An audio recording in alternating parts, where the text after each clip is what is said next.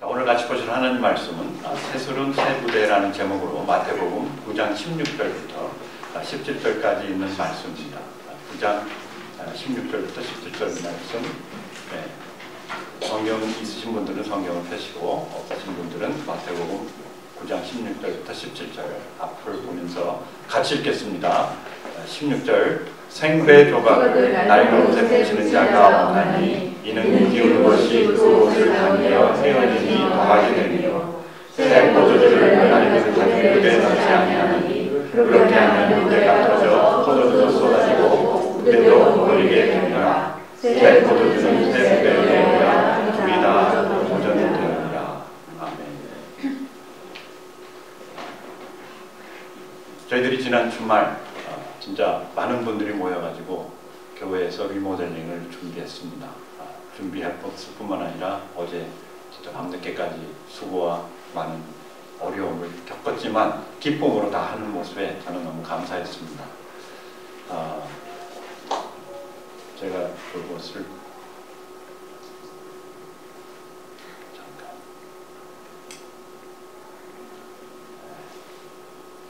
준비가 잘 안 돼가지고요. 근데 제가 그것을 준비하면서 느낀 게 뭐냐면은, 야, 우리 교회 진짜 많은 저력이 있다. 많은 사람들 뿐만 아니라 능력도 많고 뭐 프로페셔널 저리 가라 할 정도로 일들을 잘해요. 그리고 앞으로 소망이 있다. 근데 이제 중요한 건 뭐냐면은, 우리가 그러면 이것을 만들어서 무엇을 할 거냐입니다.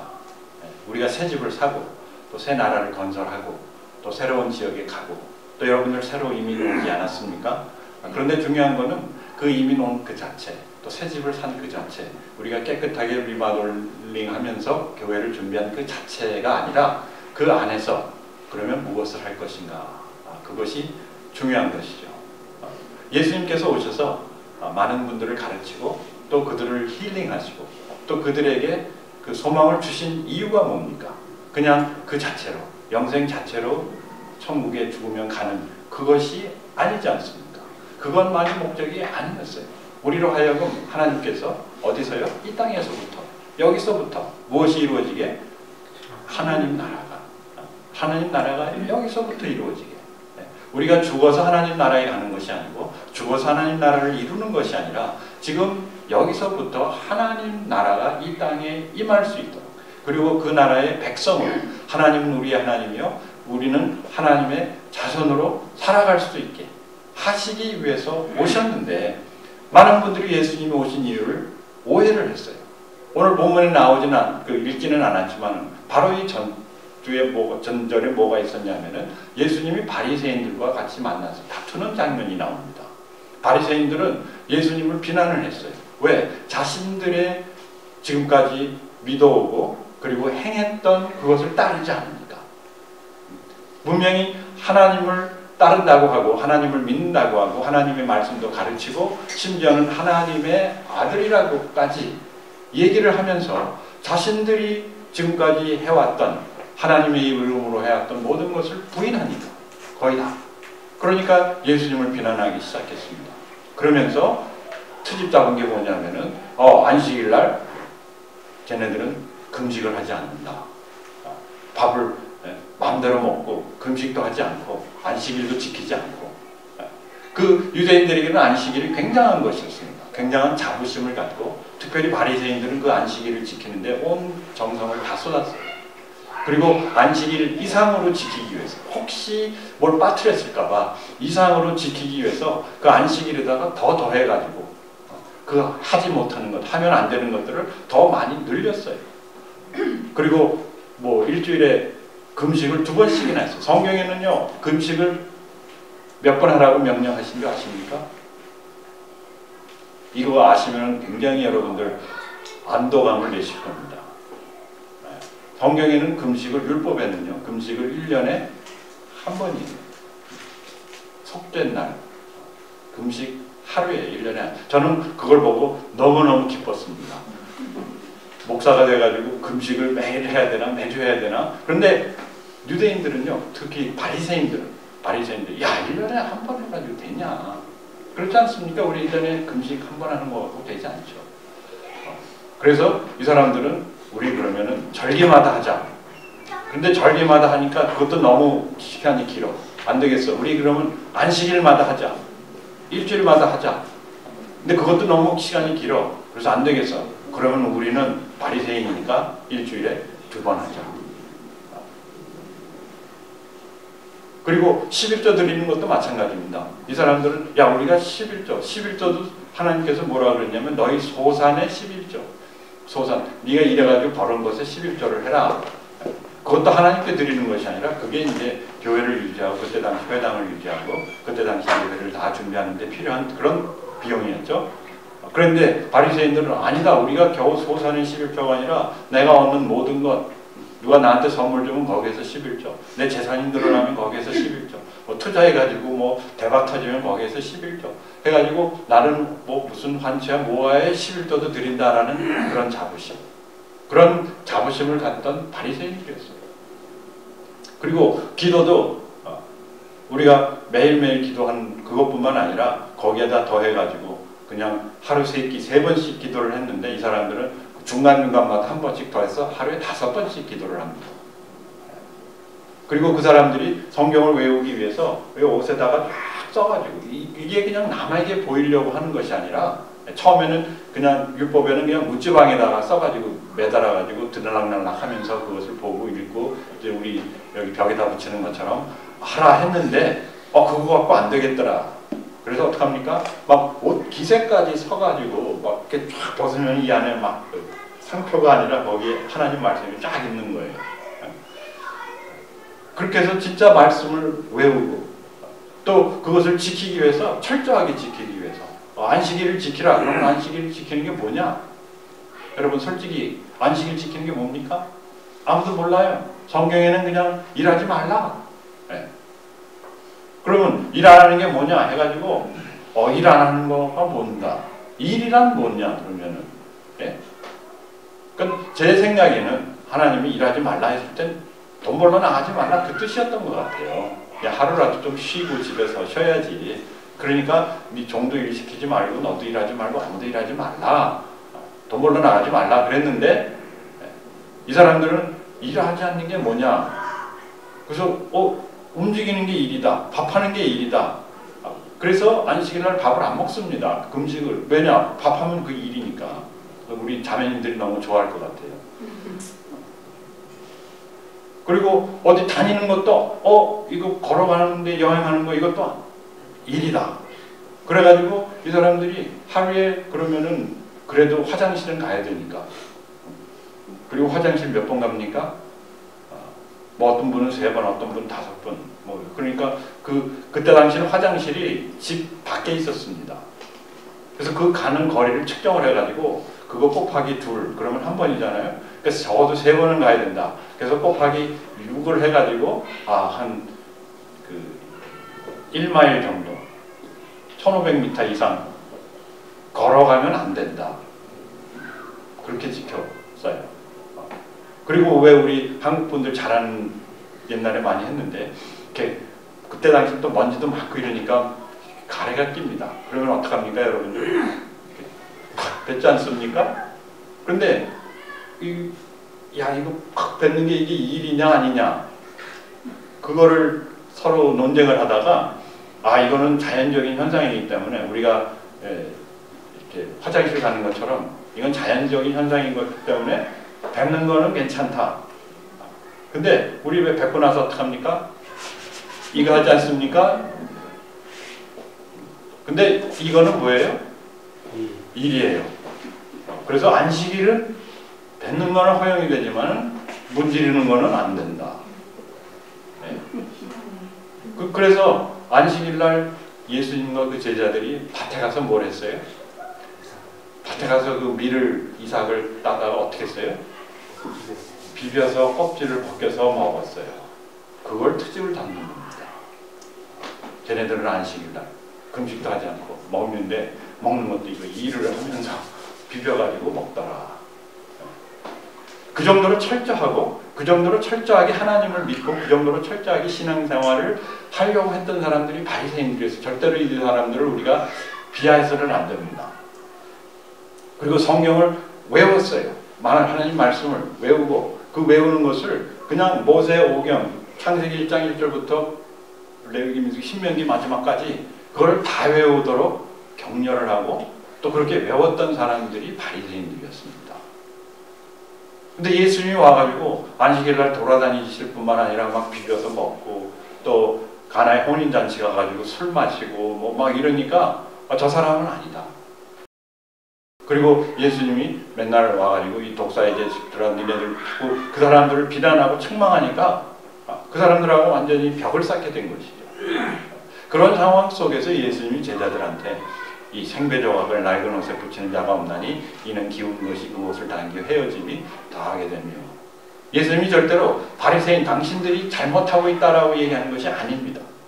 여기서는 예수님께서 당신들의 신앙생활, 당신들 마음대로 당신들 내키는 대로 하는 것은 좋은데 그것을 어디요? 그것을 다른 사람들, 특히 믿지 않는 사람들, 특히 예수님이 오셔서 이렇게 예수님을 따르는 사람들에게 강요하지는 말라. 왜냐? 새 포도주를 낡은 가죽 부대에 넣지 아니하나니 그렇게 하면 부대가 터져 포도주도 쏟아지고 부대도 버리게 됨이라. 새 포도주는 어디에? 새 부대에 넣어야 둘이 다 보존되느니라.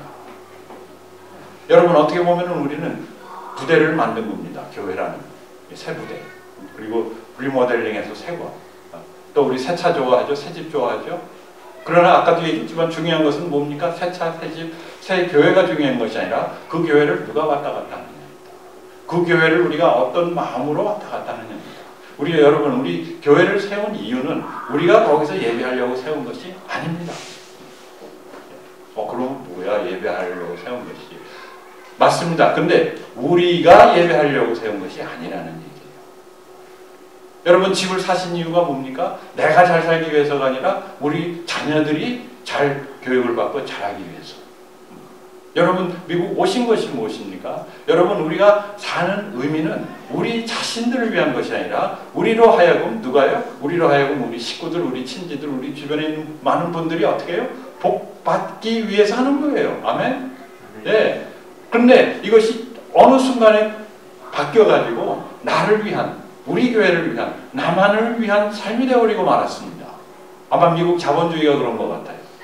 그러니 하나님도 자본주의를 좋아합니다. 하나님도 열심히 일해서 열심히 벌고, 그렇지만 그리고 많은 복을 주시는데 그 주시는 이유가 뭐예요? 우리가 복을 받을 뿐만 아니라 그 복을 나누시기를 원해서 주시는 것이지 내가 그 복을 누리고 나만을 위한 복이 아니라는 말씀이에요. 그런데 우리가 자꾸 복을 누리다 보면은 거기에 안주하고 그것에 만족하고 멈출 때가 많다는 것입니다.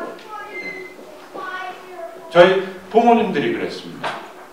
자녀들을 위해서 와서 희생하시고 수고 많이 하셨는데 이제 자녀들이 다 크고 뭐 대학교 가고 직장 생활도 하고 가정도 꾸미고 그러니까 그것으로 끝. 그리고 점점 우리가 30대, 40대, 50대가 돼가면서, 여기 보니까 50대 돼가시는 분들이 꽤 있는데 그냥 우리 삶은 그냥 여기서 끝. 나의 신앙생활도 여기서 끝. 그러나 만약에 우리 자녀 세대가, 그리고 이웃 사람들이, 그리고 하나님이 보실 때 믿지 않는 많은 분들이 그냥 사라져간다면은, 우리만 여기서 재밌고 우리만 여기서 좋고 우리만 여기서 즐겁게 보낸다면은 하나님은 그런 목적으로 우리를 축복하시지 않았다는 것이다. 그래서 예수님이 바리새인들에게 얘기하는 것이 당신들이 좋아하는 그런 신앙생활, 그런 종교생활, 다 그런 문화생활입니다. 자신들이 생각하고 그리고 원하고 전파하고 싶은 그거 좋다 그겁니다. 그러나 그것은 낡은 것. 낡은 것이 나쁘다는 것이 아닙니다. 낡은 것 그 자체는 그 자체로 중요하고 좋은 것이지만 그것을 갖고 새 시대를, 새 세대를 맞이할 수는 없다는 것이죠. 우리가 리모델링도 하고 교회도 세우고 여러분들 많이 와서 기도도 하시는데 이제 저희들의 앞으로의 목적은 무엇인가? 우리들의 앞으로의 목적은 우리 자녀들의 세대, 그 다음 세대입니다. 이들을 받아들일 수 있는 뭐가 되어야 된다고요? 새 부대가 되어야 돼요. 새 부대.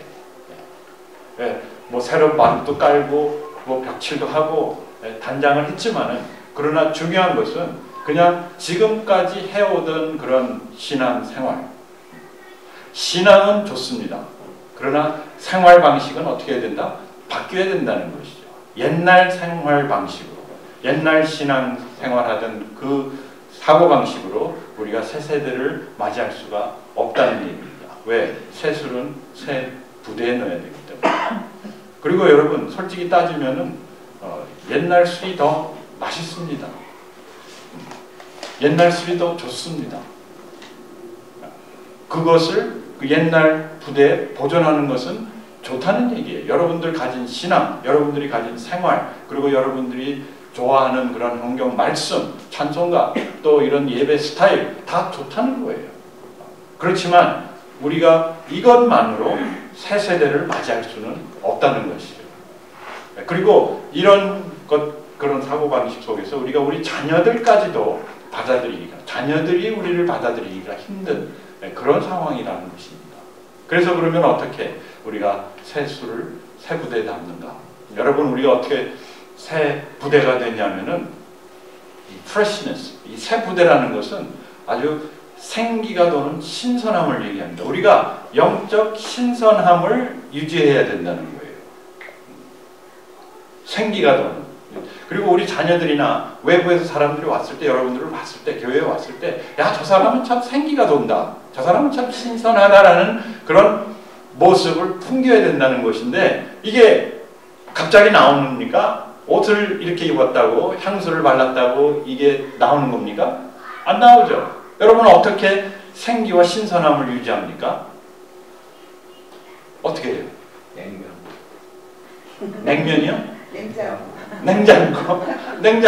냉장고가 아무리, 냉장고는 차갑게 하는 것이죠. 신선함을 유지하는 것은 아닙니다. 예, 맞습니다. 예. 다 냉장고 들어갔다 나온 사람들 같아. 여러분, 채소를 왜 냉장고에다 넣어놨다가 꺼내면, 예. 생선도 마찬가지입니다. 생선도 한국에서 왜 자꾸 그 활어를 주장하냐면은, 예. 저는 얼었던 거 먹는 걸 더 좋아하는데 그 사람들은 활어를 주장합니다. 왜냐하면은 그게 신선해요. 맛이 더 좋다는 얘기가 아니라 신선하고 뭐가 돌아요? 생기가 돌아요. 접시 앞에 왔는데 뭐예요? 이게 막 꿈틀거리면은 이게 막 어떤 분들은 어이 징그러워 그러는데 막 꿈틀거리면 막 먹고 싶어요. 저는. 왜? 막 생기가 돌고 신선하다는 게 증명이 되니까. 여러분들 다 냉장고 들어갔다 나오신 분들 같아요. 왜 냉장고에 배추 넣어놨다가 꺼내면 어떻습니까? 차가워요. 근데 신선합니까? 안 그래요. 예? 여러분, 스테이크도 마찬가지예요. 치킨도 마찬가지고, 일단 냉장고에 들어갔다 나오면 맛이 달라집니다. 맛이 달라. 숙성하고, 이 숙성됐다는 것은 변질됐다는 것에 좋은 말이에요. 상했다는 겁니다, 그게. 예. 신선함과 이 생기. 이것은요, 여러분들이 매일매일 하나님과의 만남 속에서 이루어집니다. 우리가 하나님을 만날 때, 왜 해바라기가, 왜 모든 생물들이 태양을 바라보면은 막 그 안에서 생동감이 일어나는 거거든요. 뭐 내가 살아있는 모습을 보여줘야 되겠다 하고 꽃이 그냥 아침에 일어나자마자 야, 내가 활짝 펴야지 하고 촥 핀다고 그게 피는 것이 아니라, 꽃은 뭐예요? 태양빛을 받으면은 꽃은 벌어집니다. 냉장고에 넣어놓으면은, 우리 또 꽃 냉장고에 넣어놓는데 일주일은 조금 더 사용할 수 있는데 거기에 생기와 신선함은 없어요. 저희들이 아무리 신앙생활로 영적으로 또 이런 교회나 이런 좋은 새로운 것으로 단장을 한다 할지라도 이 생기와 신선함은 사람들이 볼 때 야, 저 사람은 생기가 있고 신선함이 있다. 매일매일 하나님과의 만남 그 속에서 이루어집니다. 뭐 그렇다고 해서 뭐 새벽 7시, 6시 새벽 기도를 꼭 해라, 그 얘기는 아닙니다. 그 얘기는 여러분들 나름대로 몸에 맞는 그러한 생기와 신선함이 도는 신앙 방법이 있을 거예요. 그것을 찾아야 돼요. 왜? 그것이 우리의 생명줄이기 때문에 그렇습니다. 뭐 아무리 화장품 갖다 바르고 향수 뿌리고 새 옷 입는다고 해서 거기에서 생기와 신선함이 나오지 않습니다.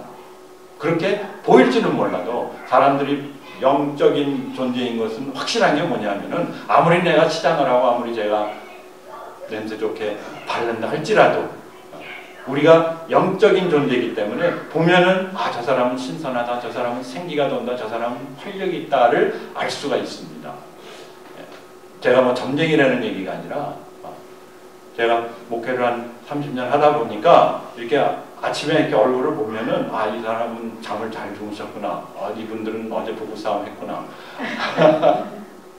를 알 수가 있어요.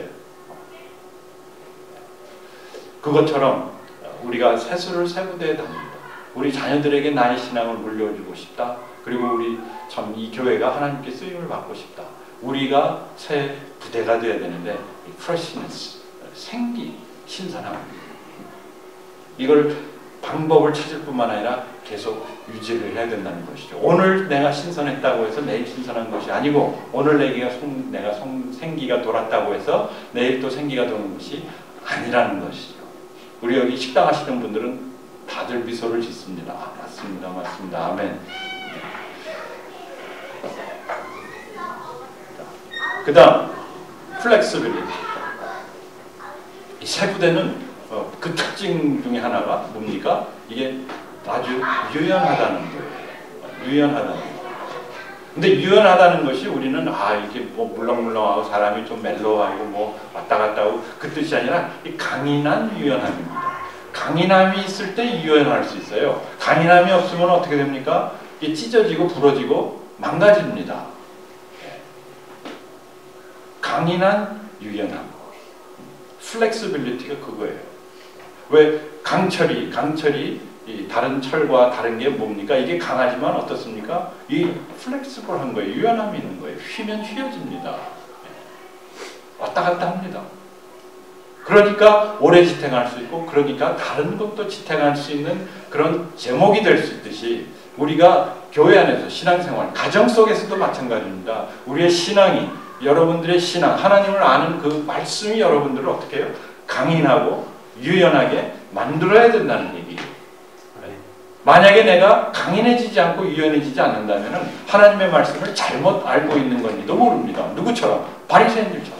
우리가 어느새 바리새인들처럼 될 수가 있어요. 왜? 나의 평상생활에 너무 익숙해지다 보면은 익숙함이 우리를 편안하게 만들고 그러한 편안함이 우리를 바리새인적으로 아주 종교적으로 만드는 겁니다. 왜? 딴 생각할 필요 없으니까. 그것만 하면 내가 신앙생활 한 거가 되고 그것만 하면 하나님이 나를 복 주실 것 같은 그런 생각이 드니까. 그렇지만 신앙생활은 그런 종교적인 생활이 아닙니다. 훈련은 있을 수 있지만은 그런 틀에 박힌 바리새인적인 삶은 아니라는 것이죠. 열심이 아니고 열정이 있어야 돼요. 열심과 열정, 이게 같이 가면 좋은데 어떤 때는 우리는 열심히 있지만 그 열정, 하나님의 그 패션, 열정을 잊어버릴 때가 많이 있는데 이 플렉서빌리티는 뭐냐면 그러한 그 하나님의 마음으로 우리가 강인해져야 될 때는 강인하고 유연해져야 될 때는 유연하는 그런 플렉서빌리티가 우리 삶 속에서 넘쳐나야 된다는 거예요. 우리 교회는 그러한 플렉서블한 교회가 되어야 된다는 것이죠. 이러한 프레시니스와 플렉서빌리티가 없으면은 아무도 우리에게 다가오지 않습니다.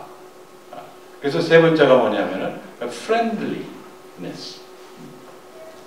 이 세 부대는 friendly해야 된다. 모든 것을 받아들일 수 있어야 된다는 것이죠. 친화적이다 그러지 않습니까? 이게 환경적으로 친화적인 것이 아니라 우리 서로에 있어서 친화. 어떤 사람이 친화한 사람입니까? 밥 잘 사주는 사람이 친화한 사람입니다. 접근하기 쉬운. 저도 모르게 남들이 저와 거리를 멀리 합니다. 몰라요, 제가. 왜? 이런 친화성을 잃어버렸기 때문에. 너무 목사가 되고 또 뭐 어떤 모습을 드러내야 되고 또 뭘 해야 되고 거기에다 초점을 맞추다 보면은 사람들이 접근하기 힘들어집니다. 제가 어떤 스타일이냐면은 여러분들 미리 아시는 게 좋은 것 같은데 저는 진짜 일에 집중하는 사람이에요. 굉장히 그 타스크 오리엔티드. 많은 남자분들이 그렇죠. 여자분들 그걸 이해하셔야 돼요. 그 사람이 나한테 뭐 냉대하고 나를 외면하는 것이 아니라 그 할 일이 있으면 그거 끝나기 전에는 다른 데 신경을 쓸 수가 없어요. 멀티태스킹이 안 돼요. 왜? 그거를 맞춰야 되니까. 그것만 해야 되니까. 그러다 보니까 다른 데 신경 쓸 여유가 없을 때가 많이 있는데, 친화적이라는 것은 뭐 꼭 그렇기 때문에 못한다고가 아니라, 그러면서도 우리가 다른 사람들이 접근할 수 있는 그 룸을 만들어야 된다는 것이죠. 이것은 의지적으로 해야 돼요. 저는 굉장히 그런 그 타스크 오리엔티드에다가 더 뭐 나쁜 성향이 있냐면은 굉장히 인트로버트예요. 내성적입니다. 제가 어려서 굉장히 내성적이어서 제가 신학교 가고 목사가 되겠다 그랬더니 저희 어머님이 저를 딱 보시고 한마디 첫 마디가 뭐냐면, 야 너는 안 돼. 왜냐? 제가 너무 부끄러워하고 내성적이고 뭐 다른 사람하고 이렇게 친하게 지내지를 않으니까. 친구도 딱 2명이 있었어요. 그러면서 우리는 삼총사다라고 맨날 돌아다니고 그랬는데, 근데 목사님 뭐 어쩌고 저쩌고 지금 뭐 이렇게 사람들하고 말도 잘하고 사람들하고 친절하고 뭐 막 그러는데, 그건 뭡니까? 그건 짭이에요, 짭. 제가 일을 해야 되니까, 목사 일을 해야 되니까 그렇게 되는 건데, 뭐냐면은 이 친화적인 것도 훈련을 통해서 이루어지는데, 분명한 목적이 있을 때 우리가 친화적이 될 수 있다는 거예요. 다른 사람들이 접근할 수 있고, 그리고 친절. 한국 분들은 속 마음을 표현을 잘 안 해요. 친절하게. 이것도 어떻게 보면 하나의 그 문화적인 겁니다. 예? 우리가 그런 친절한 문화에서 자라지는 않았기 때문에, 생활하지 않았기 때문에 이것을 잘 모르는데, 미국 사람들 굉장히 친절하지 않습니까? 옛날 미국 분들. 지금 왜 그게 많이 변했냐면은 이 다른 문화 속에서 온 사람들이 너무 많아요. 지금 보면 뭐 이민자들이 많은 거죠. 제가 처음 이민 왔을 때는 뭐 제가 유일한 동양인이니까.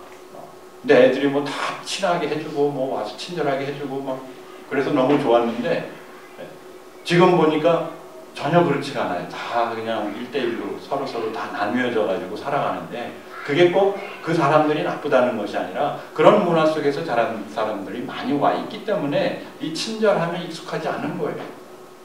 우리 새로 교인들이 오거나 누가 진짜 옆에 지나가는 사람들이 있거나 친절하게 대할 때 그 사람들하고 같이 어울릴 수가 있는 것이고, 그 다음에 친밀한 관계가 이루어지는 것이죠. 여기서 그 프렌들리하다는 것은 그냥 이렇게 잘 대해주고 이게 아니라 진짜 그 사람의 프렌드가 되어주는 거예요. 저는 솔직히 친구가 딱 2명 있는데, 한 명은 저기 워싱턴 DC에 있는 제 친구 목사, 저하고 나이가 동갑이에요. 그 친구하고 굉장히 친합니다. 뭐 있을만한 같은 목사니까 또 서로 불평도 많이 하고 교회들 욕도 많이 하고 그러는데, 그 친구하고, 그 다음에 또 한 사람은 저기 아프리카에 있어요. 그 선교사인데, 그분은 저보다 나이가 조금 많은데 아주 굉장히 오랜 생활 동안 이렇게 친한데, 근데 가만히 이렇게 보니까 친구가 없어요. 다 교인들이고, 다 소위 말해서 직업상 만나는 많은 분들이고. 근데 하나님이 아브라함 보고 뭐라 그랬습니까? 아브라함은 나의 뭐다? 나의 친구다. 모세 보고 뭐라 그랬습니까? 모세는 나의 친구다. 그만큼 가깝고 그만큼 통한다는 얘기입니다.